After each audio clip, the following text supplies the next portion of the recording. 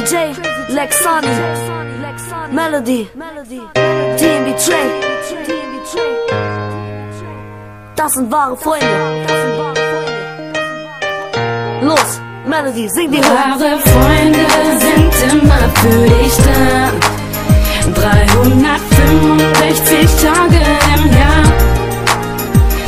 Wahre Freunde sind immer bei dir und halten zu dir, ganz egal was passiert.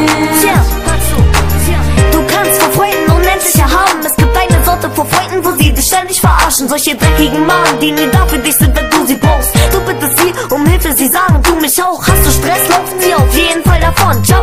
Doch wahre Freunde sind das Gegenteil davon. Oh, sie können dich durch viele Krisen begleiten. Sie sind immer bei dir in guten wie in misere Zeiten. Mit denen kannst du vieles erreichen, sie sind immer für dich da. Ja, 365 Tage im Jahr. Dir wird klar, dass das Leben ohne Freunde nichts wert ist. Keine Lügen, Mann, denn wahre Freunde sind ehrlich. Man kann sich nicht immer einig sein. Manchmal kommt es zu Streitereien, doch für echte Homies sind das nur Kleinigkeiten. Wie wenig Sinn ohne Freunde das Leben hätte. Man hat viele Freunde im Leben, aber nur wenig echte. Wahre Freunde sind immer für dich da.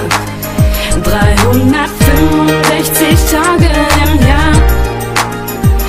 Wahre Freunde sind immer bei dir und halten zu dir, ganz egal was passiert. Yeah, guck mal.